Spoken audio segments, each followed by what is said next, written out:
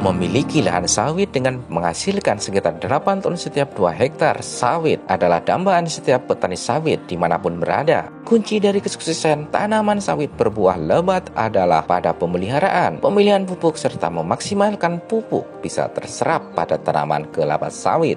Salah satu kunci keberhasilan petani sawit untuk memaksimalkan buah agar melimpah adalah dengan menggunakan pupuk organik cair tabur emas yang telah terbukti meningkatkan hasil panen para petani sawit. Jadi untuk teman-teman petani, apa sih fungsi dari tabur emas ini? Jadi sebenarnya fungsi kita mengembalikan unsur hara pada tanah. Nah, karena kita di sini udah ada asam humat, jadi di sini kita nggak perlu menggunakan kapur pertanian seperti dolomit ataupun kistrit. Karena kapur dolomit ataupun kistrit dia mengubah dari zat kapur ke zat asam, zat asam ke zat kapur. Jadi butuh proses waktu paling nggak 2 minggu sampai 1 bulan. Tapi kalau kita menggunakan asam humat, dia penyerapannya lebih cepat, paling 2 menit 3 menit dia udah mulai menetralkan zat asam pada tanah. Pada dasarnya di sini juga bukan hanya untuk menetralkan zat asam, di sini ada perangsang akar baru, pemberat logam buah, dan pengikat logam air. Jadi fungsinya udah banyak sekali. Ketika musim kemarau, kebutuhan air dari sawit tersebut masih terpenuhi. Ini untuk mikronya sebenarnya teman-teman. Terus kalau untuk ini ya makro, di sini ada unsur Zn, boron segala macam, di sini udah ada Cu-nya udah ada. Jadi mikro sama makronya kita udah terpenuhi di sini. Bahkan di sini kita udah ada namanya NPK, nitrogen fosfat kalium sudah ada, tapi kita di bawah angka 5 karena kita organik. Nah, gitu teman-teman. Jadi kadang teman-teman petani itu menggunakan pupuk-pupuk NPK ataupun pupuk kimia itu fokusnya hanya untuk ke makro atau ke batang, ke buah langsung. Sedangkan mikronya tidak dipenuhi organiknya gitu teman-teman. Jadi sebenarnya pada logikanya ketika mikronya sudah terpenuhi, dalam arti udah bagus, akan makronya akan juga bagus, makannya lebih banyak, buahnya pun akan lebih banyak, seperti itu. Yang mikro itu maksudnya buat apa? Mikro itu dia khusus untuk tanah, pengembalian unsur hara pada tanah segala macam. Kalau makro dia ke atas, dia ke batang, buah, daun segala macam. Jadi sebelum ke batang buah ataupun ke makronya lah ke atas, jadi kita harus benahi bawahnya dulu. Ketika bawahnya udah bagus, atasnya pasti otomatis akan mengikut seperti itu. Berarti mikro mengembalikan unsur hara. Ya, kadang kita kalau sering menggunakan pupuk kimia, jadi mikronya itu akan rusak atau tanahnya akan rusak. Di situ jangankan untuk cacing, bakteri pengurai aja udah nggak ada, apalagi cacing seperti itu. Ketika bakteri ataupun cacing di tanah itu nggak ada, otomatis tanah itu udah mulai mengeras dan udah rusak. Jadi proses makannya tanaman ini akan sangat berkurang seperti itu.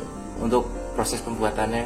Oh ya, kalau untuk pencampuran segala macam di sini kita menggunakan gula merah, terus pupuk kimia. Sebenarnya kalau tidak pakai pupuk kimia juga bisa, tapi dia prosesnya agak lambat. Karena sebenarnya organik ini kan dia lambat tapi kekal. Kalau kimia kan dia kita memeras lebih cepat ke hasil seperti itu. Berarti 200 liter air? Ya, 200 liter air dicampur 4 pasang ini, terus ditambah gula merah 1 kilo. Setelah itu masukkan pupuk NPK atau kimia. Setelah itu aduk rata, biarkan dia selama 15 menit. Setelah itu baru aplikasikan. Ketika udah dicampur kimia harus habis hari itu juga. Tapi kalau tidak dicampur kimia bisa diaplikasikannya besok juga nggak apa-apa, seperti itu. Karena biar kalau dicampur kimia, kalau salah saya itu bakterinya kekuatannya hanya 18 jam. Karena ruangan hanya gitu kan mas ya, seperti itu. Berarti untuk penyemprotan awal ini 2 liter ya? 2 liter wajib. Kenapa? Karena kita tidak menggunakan pupuk organik sebelumnya. Bertahun-tahun kan menggunakan pupuk kimia, jadi mengembalikan unsur hara pada tanahnya butuh proses, jadi kita dosisnya tambahkan. Jadi jangan khawatir untuk teman-teman menggunakan pupuk organik, karena organik ini sebenarnya tidak ada efek sampingnya. Karena semakin banyak pupuk organik ini malah semakin bagus, seperti itu. Kalau kimia kan kalau semakin banyak tidak sesuai dosis malah imbasnya ke tanaman tersebut. Berarti untuk metode penyemprotannya, penyiramannya itu ke sekeliling itu ya? Ya. Dengan itu berapa jaraknya? Kalau untuk jarak sebenarnya relatif aja teman-teman. Tapi kalau untuk dosis segala macam lebih banyak lebih bagus. Tapi kalau untuk sawit-sawit yang ibaratnya masih di bawah 1 tahun itu kan yang belum berbuah lah ya, itu sebenarnya nggak usah pakai campur kimia, langsung dimandikan ke daun segala macam nggak apa-apa. Nggak ada efeknya, malah lebih bagus karena dari kita di sini ada 10 bakteri pengurai. Di situ ada Trichoderma, Mycorrhiza, dan lain-lain. Itu fungsinya bakteri itu melindungi tanaman dari mikrosoma. Untuk waktu penyemprotannya berapa bulan sekali, Mas? Sama, relatif sama, seperti per 3 bulan sekali. Jadi masuk 4 bulan baru kita siramkan lagi. Kalau untuk melihat hasil, sebenarnya kalau untuk sawit-sawit yang udah segini tuh kita menggunakan 2 kali aplikasi. Paling tidak perubahan fullnya 6 bulanan. 6 bulan. Perubahan dari ya, batang atau buah atau gimana? Pertama kita dari tanah dulu. Biasanya 1 bulan 20 hari. Kalau unsur tanahnya itu memang betul-betul rusak, dia butuh waktunya agak lama, 1 bulan 20 hari dia udah mulai mengeluarkan kotoran cacing segala macam. Setelah pengaplikasian kedua baru dia lari ke makro. Tapi kadang ada sawit yang ibaratnya jarang dipupuk segala macam, itu dia langsung larinya ke makro. Dalam 2 bulan dia paling tidak tonase lepas segala macam, dia udah lembut segala macam, tonasenya nambah seperti itu. Karena di sini juga ada yang udah mengaplikasikan, itu Pak Atta. Alhamdulillah kemarin kita ke rumah beliau, waktu pengaplikasiannya udah 2 bulan, itu kita cek dari seluruh tanahnya, dari pH tanah, terus kotoran, terus akar-akar baru itu udah mulai kelihatan. Bahkan untuk tonasenya itu udah naik 1 ton. Seperti itu. Jadi alhamdulillah. Jadi di sini kita bukan hanya semerta-merta untuk ini ya Mas ya, jualan atau segala macam, karena kita di sini sifatnya membangun, berhasil satu berhasil semua seperti itu. Dan untuk peningkatan hasil itu kira-kira naiknya berapa itu? Kalau untuk pengalaman saya pribadi selama saya menggunakan tabur emas atau mengaplikasikan tabur emas itu di Sungai Melayu, Pak siapa namanya? Saya lupa namanya, itu beliau sendiri, kita ada wawancara juga. Itu untuk maksimal dia penggunaan 1 tahun itu naik sampai 8 ton. 8 ton dalam berapa itu? Berapa pohon atau berapa? Itu 1 kapling ya. 1 kapling. 1 kapling 2 hektar ya. Iya, sekitar itu. Iya, 2 hektar ya. Iya, 2 hektaran. Jadi beliau itu khusus menggunakan pupuk organik cair seperti itu. 2 hektar 8 ton ya. Iya, 8 ton. Penggunaan 1 tahun. Jadi mengalah-ngalahin yang punya 5 sampai 7 kapling lah. Seperti itu. Alhamdulillah. Pupuk organik cair tabur emas adalah pupuk bioorganik yang memiliki kandungan nutrisi yang tinggi sehingga dapat memicu kesuburan tanah secara alami dan mampu mempercepat proses dekomposisi limbah dan sampah organik di sekitar tanaman, mampu menekan aktivitas mikroorganisme, patogen atau penyakit, menetralisir pH tanah, menetralisir kadar racun tanah akibat sisa-sisa penggunaan pupuk kimia, serta bisa mengurangi penggunaan pupuk kimia dan pestisida hingga 40-55%.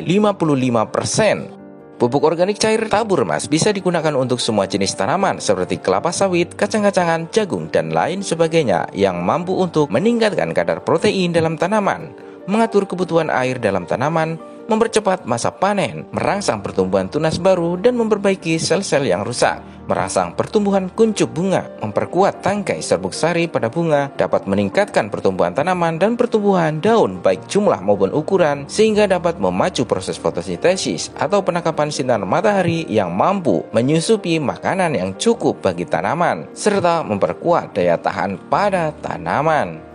Penyemprotan pupuk organik cair tabur emas bisa secara manual dengan gayung yang disiramkan mengelilingi piringan dengan jarak sekitar 30 cm dari pohon sawit. Namun jika menggunakan alat penyemprotan bisa seluruh permukaan piringan disemprotkan. Sehingga untuk penyiraman yang optimal sebaiknya menggunakan alat penyemprotan agar seluruh piringan rata tersiram pupuk organik cair tabur emas. Pastikan tidak ada batang-batang pohon sawit yang patah, mengering, karena hal ini justru membuat pupuk diserap lebih banyak ke batang-batang yang tidak terpakai, sehingga mengurangi jatah batang dan proses pembuahan.